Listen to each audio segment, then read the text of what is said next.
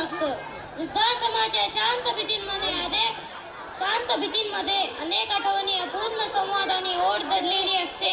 पण प्रेमाचं नातं कधी तुटत नाही. एक छोटीशी भेट, एक ओळखीचा आवाज आणि पुन्हा जिवंत होतात सगळ्या आठवणी. अशाच एका भावनिक क्षणावर आधारित आजी आजोबा आणि नातीच्या पुनर्भेटीची ही हृदयस्पर्शी कथा आता आपल्या समोर सादर होत आहे.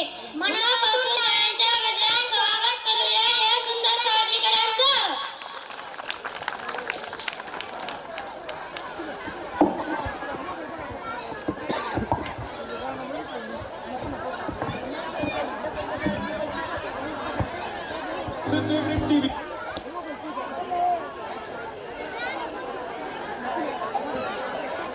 शोज C5 सोबत तेही एकदम फ्री.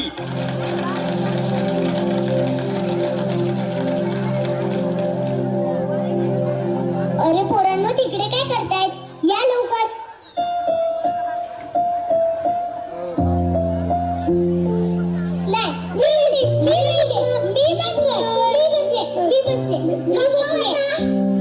गप्प बसा. इकडे सगळ्यांनी गप्प बसायचं. आजी आजोबांना अजिबात त्रास द्यायचा नाही. हो मिस. बरं, हे मातोश्री वृद्धाश्रम. इथे वय झालेले सगळे आजी आजोबा एकत्र राहतात. आजी आजोबांसोबत नीट राहायचं, नीट वागायचं, दंगा करायचा नाही. कळालं? हो मिस. बरं, आता कळा.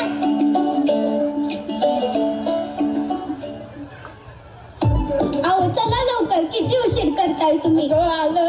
चला पटापटा, चला. आलो. अरे कोण आलंय आज भेटायला? अगं, भेट आजी आजोबांना. अगं बाई, किती गोड. थांबा, तुझ्यासाठी गंमत आणली आहे बघ. तुझ्यासाठी आणली हा, फक्त बघ. फक्त तुझ्यासाठी आणली. दाखव ना गंमत. फक्त तुझ्यासाठी आणली आहे बरं का. अरे बापरे. अहो थांबा. अच्छा, काल मी मागितलं तर म्हटलीस की लाडू संपले. हो मग मला माहिती होतं ना, आज 7 तारीख आहे. दर महिन्याच्या 7 तारखेला सुनीता येते लेकरांना घेऊन, म्हणून त्यांच्यासाठी जपून ठेवले होते. धर बाळा.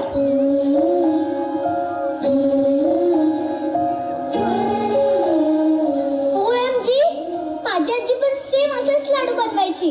मी खूप लहान होते ना. आजी आठवत नाहीये, पण तिच्या हातची चव आठवते. प्रेमाची चव साऱ्या जगात एकसारखीच असते पोरी. मॉम म्हणते माझे आजी आजोबा देवाघरी गेलेत. काय असतं ते सांगतो हा तुला, बस. अगं, ते देवाच्या घरून तुझ्यावर लक्ष ठेवत असतील.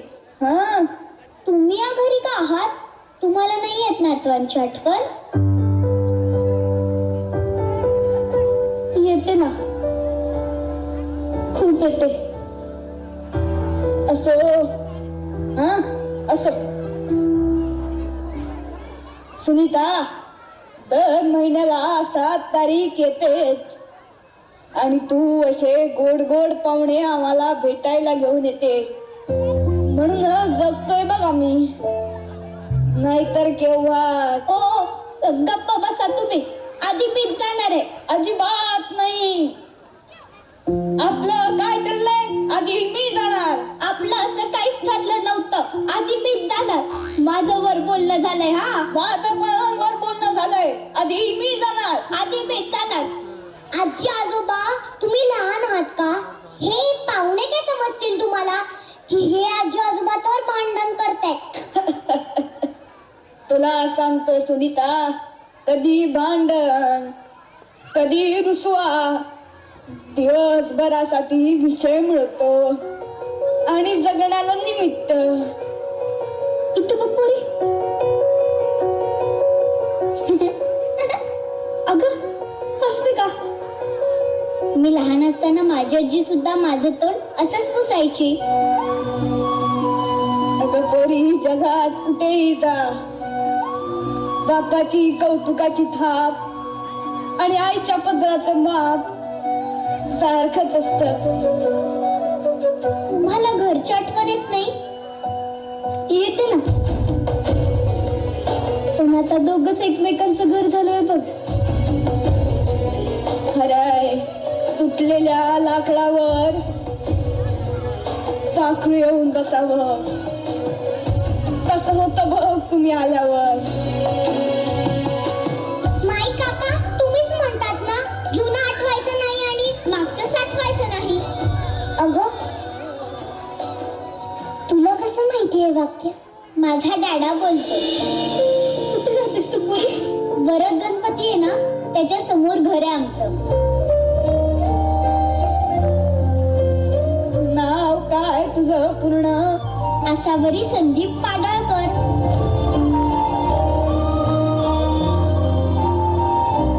तुझ्या डॅडाचं पूर्ण नाव काय? संदीप श्रीकृष्ण पाडळकर.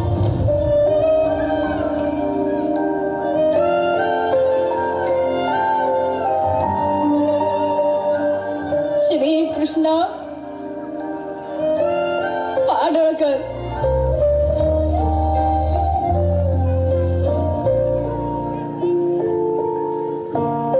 म्हणजे बाबा मला कळलेच नाही तुझ्या मनी आजोबा, वेदना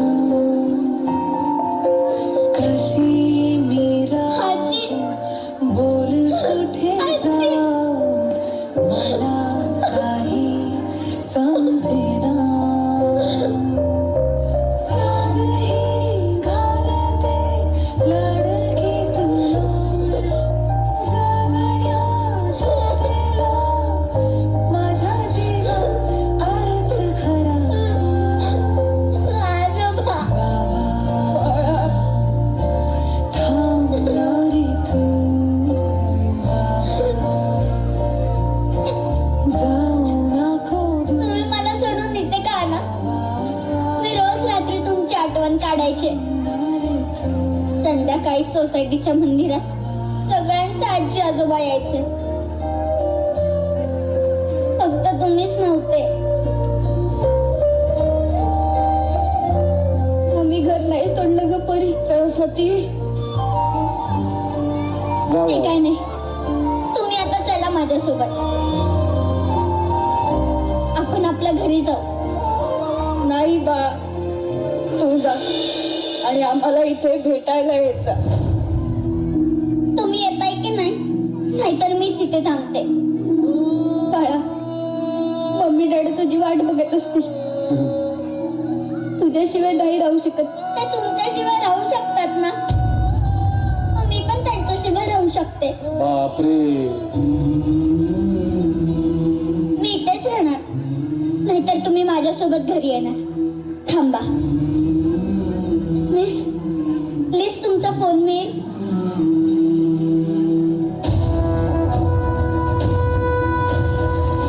हॅलो डॅडा, तूच बोलतोस ना रे?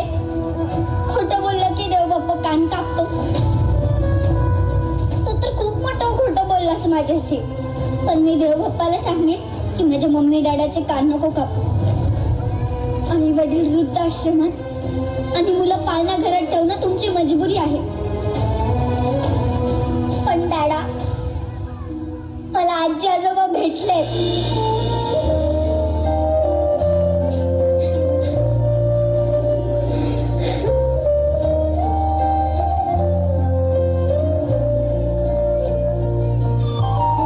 आणि तुम्हाला कधी मला भेटावंसं वाटलं ना, तर तुमच्या आई वडिलांच्या आधी परमिशन घ्या आणि मगच मला भेटा. बाय.